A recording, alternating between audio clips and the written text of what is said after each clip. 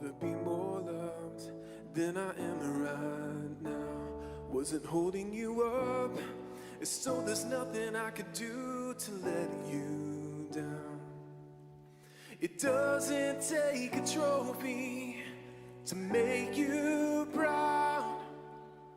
I'll never be more loved than I am right now. Going through a storm, but I won't go down. I hear your voice carried in the rhythm of the wind to call me out. You would cross an ocean so I wouldn't drown. You've never been closer than you are right now. Oh, come on, sing it with us, Jireh. Jireh, you are enough. Jireh, you are enough. And I will be content in every circumstance. Jireh, you are enough. Forever enough, you're always enough. You're more than enough. Forever enough, you're always enough. You're more than enough. I don't want to forget how I feel right now on the mountaintop. I can see so clear what it's all about. So stay by my side till the sun goes down. I don't want to forget how I feel right now. Jireh, Jireh, you are enough. Jireh, you are enough. And I will be content in every circumstance. Jireh, you are enough. Forever enough, you're always enough. You're more than enough. Forever enough, you're always enough. You're more than enough. I'm already loved. I'm already chosen. I know who I am, and I know what you've spoken. I'm already loved more than I could imagine, and that is enough.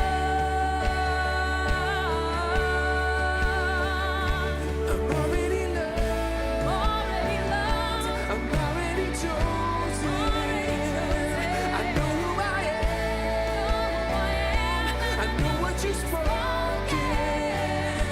I'm already loved more than I could imagine. And that is enough. I'm already loved. I'm already chosen. I know who I am. I know what you've spoken.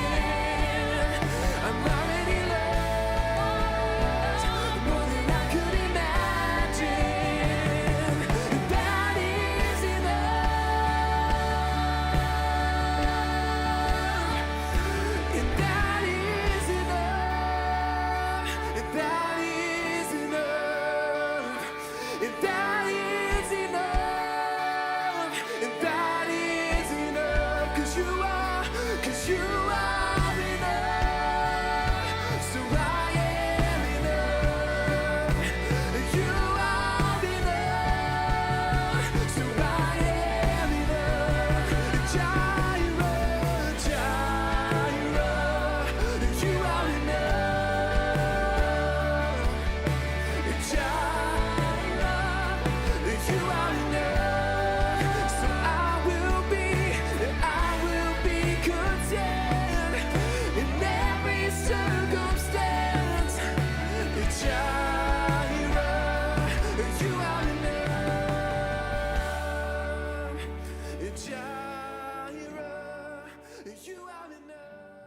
good evening, Lufkin Central and Online Worship Community. Jason Hollinger, the Campus and Community Minister here.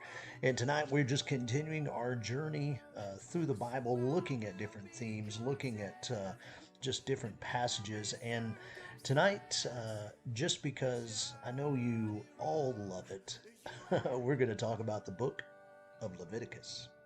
We're going to talk about that right after this time.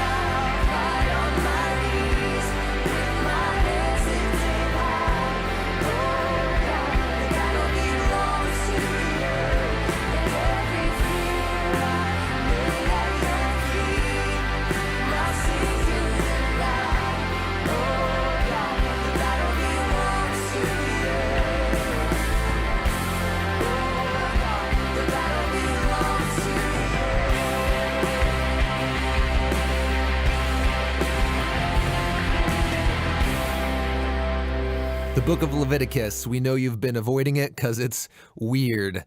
So let's fix that. Now remember, the story of the Bible began with humans in God's presence, but they were banished because of their rebellion. However, God wants to be in relationship with us, so he chooses one family that he will use to restore the world back into his presence. And so God's presence comes to dwell in a tent right in the middle of Israel. And that's great. But it creates a problem because it's so intense that Moses can't go in, and other priests who enter inappropriately, they die.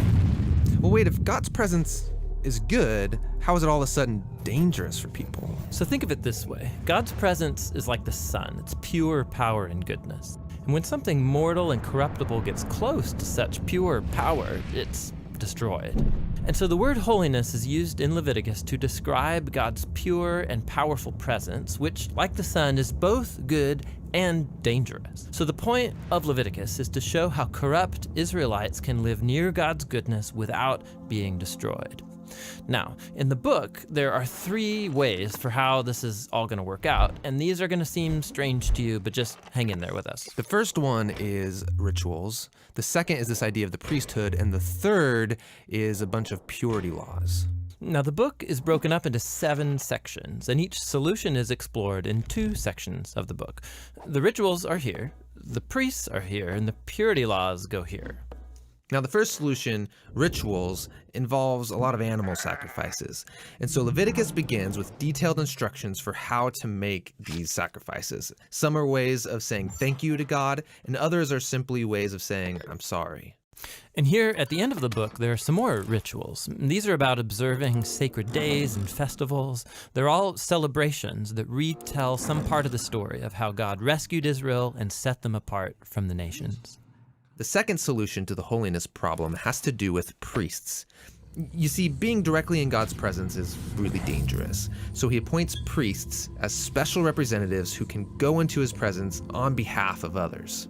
So in this section, we have a story about how the priests are ordained into the priesthood. And then this other section explains the set of higher standards that the priests have to live by because they work so closely to God's presence.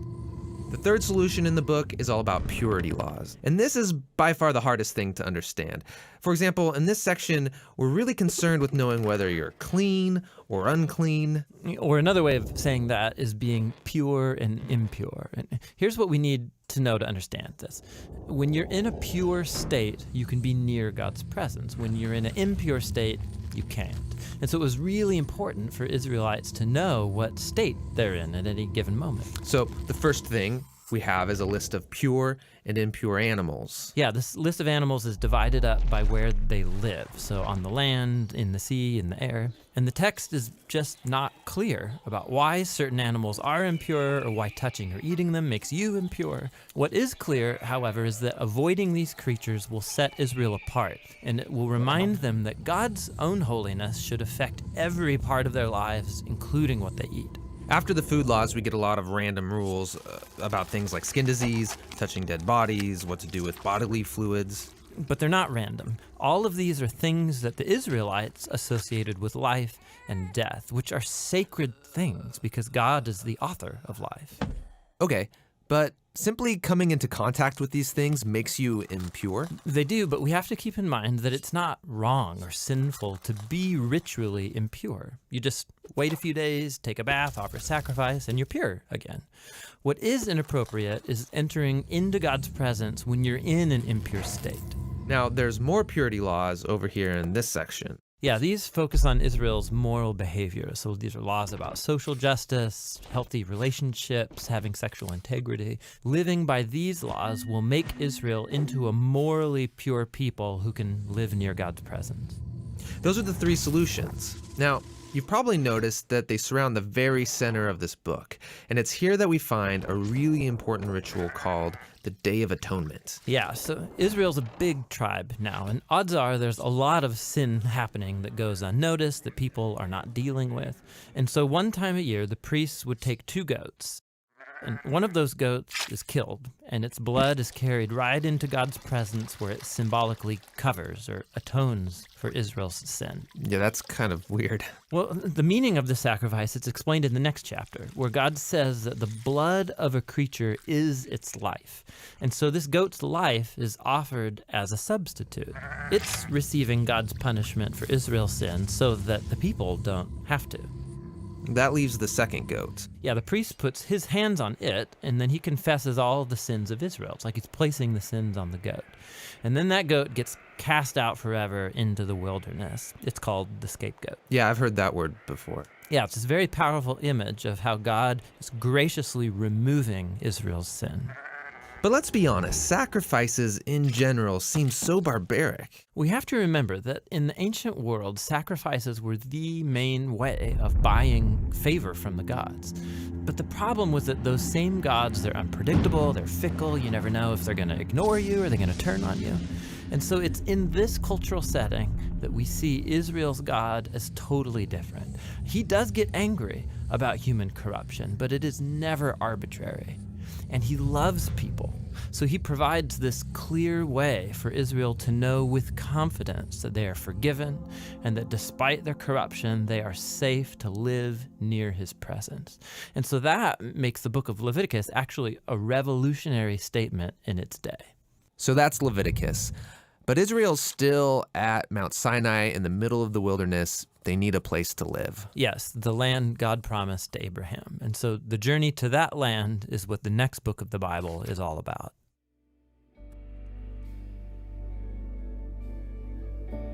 Can't go back to the beginning. Can't control what tomorrow will bring. But I know here in the middle is a place where you promise to be.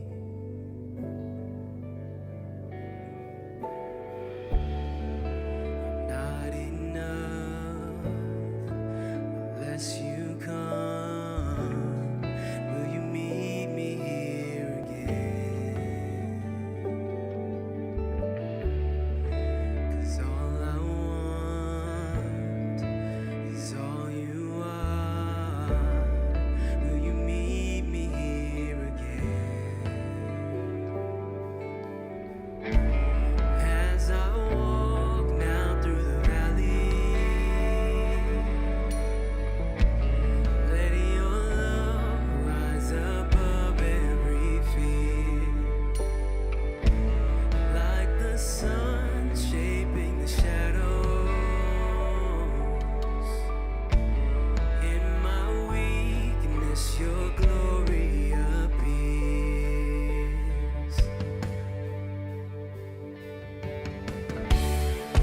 I'm not enough unless you come. Will you meet me here again? 'Cause all I want is all you are. Will you meet me here again? I'm not enough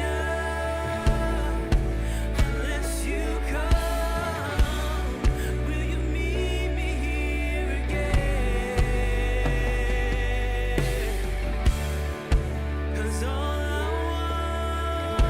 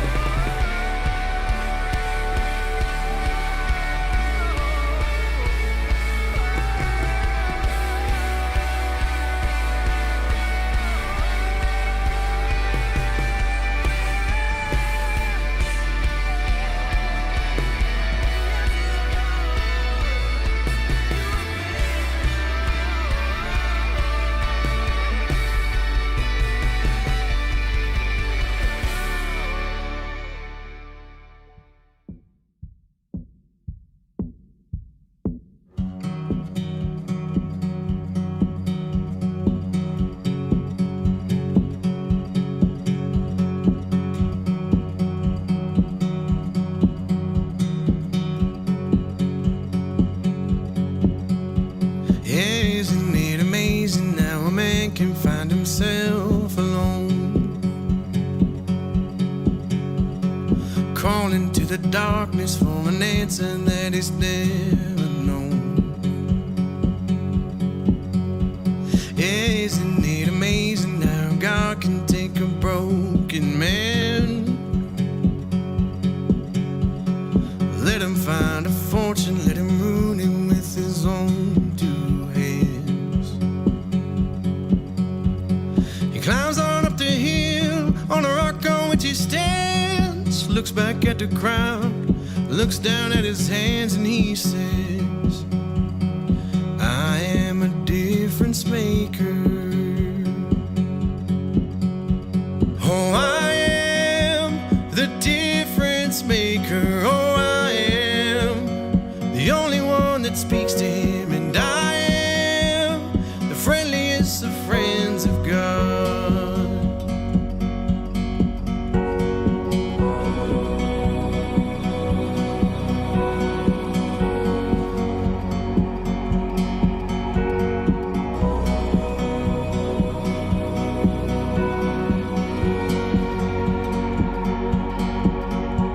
Isn't it amazing how a man can find himself alone,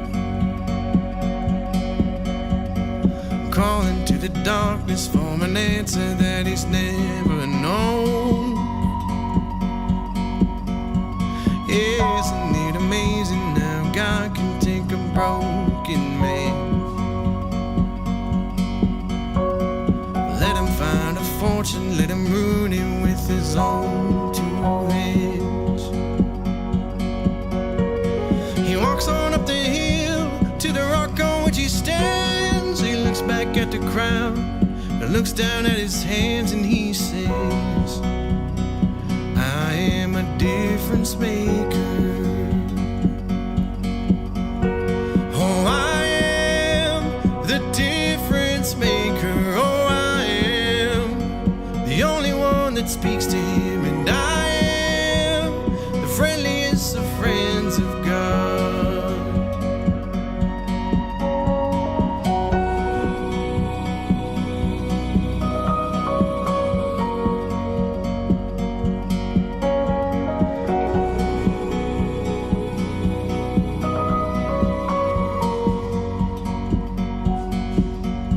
Yeah, I'm on the fence about nearly everything I've seen, and I have felt the fire be put out by too much gasoline. We're all strangers passing through a place in time, an afternoon. Life is but a vision in a window that we're all peeking through. Helpless conversation with a man who says he cares a lot. It's a passive confrontation about who might throw a punch or not. We are all transgressors, we're all sinners, we're all astronauts. So if you're beaten death, then raise your hand, but shut up if you're not. I am the difference maker. Oh, I am the only one that speaks to him, and I am the friendliest of friends of God. Oh, I am the difference maker.